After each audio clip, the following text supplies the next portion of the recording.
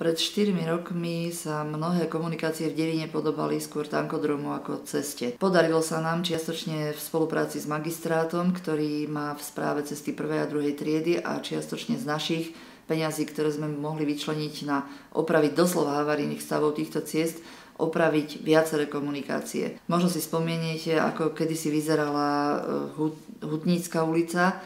Dnes je to pekná, slušná, čistá, rovná komunikácia. Muránska sa rovnala skutočne tankodromu, tam si mohli možno terénne auta trénovať silu svojich náprav, ale dnes je to takisto pekná, upravená, čistá cesta, ktorá vedie k hradu.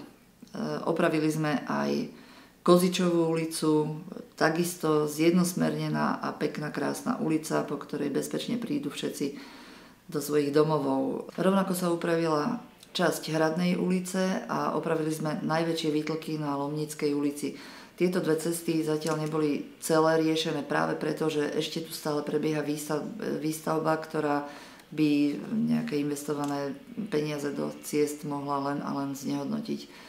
Verím, že v krátkej dobe, keď bude výstavba ukončená, dorobíme aj tieto cesty tak, aby skutočne sa po nich dalo bezpečne jazdiť. Ďalšou takou boliestkou Devína je dopravná situácia. Máme tu jednu hlavnú cestu, máme tu málo chodníkov a máme tu hlavne nedisciplinovaných vodičov, ktorí často našimi úzkými uličkami preletia rýchlosťou pretekára a závodníka. Podarilo sa nám osadiť taký spomaľovací ostrovček na hlavnú ulicu, tam žiaľ nejaké retardéry, ktoré sú i tak kontroverzné a nesplňajú vždy svoj účel, respektíve niekedy sú možno viac na obtiaž, ako by pomáhali. Takže na priestore pred kostolom pri materskej škôlke sa nám podarilo osadiť spomaľovací ostrovček.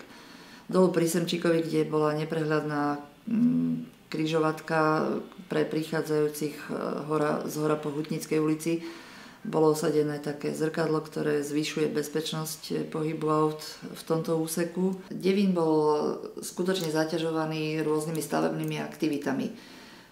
Mojou snahou bolo vždy presvedčiť investora, ktorý prišiel a niečo v Devíne realizoval, aby Devinčanov istým spôsobom odškodnil za to, čo musia strpieť, to, že prechádzajú Devínom nákladné autá. Aj chodník realizovaný popod školský plot bol vlastne na základe dohody s Váhostavom, ktorý staval protipovodňovú hrádzu v Devíne. Momentálne sa mi podarilo presvedčiť tiež firmu O2, ktorá si postavila na devínskej kobyle vysielač, aby ako si prispela Devinčanom za to, že u nás ten vysielač majú umiestnený, a firma realizuje chodník, ktorý sa stavia oproti cintorínu a bude zase uľahčovať pohyb po hlavnej ceste obyvateľom Svätopluka a tiež priľahlých záhradkárov. Z tej oblasti stavebnej, ktorá bola riešená za posledné 4 roky v Devíne, je potrebné ešte spomenúť opravy zastaralého kúrenia v materskej škôlke a v Dome kultúry.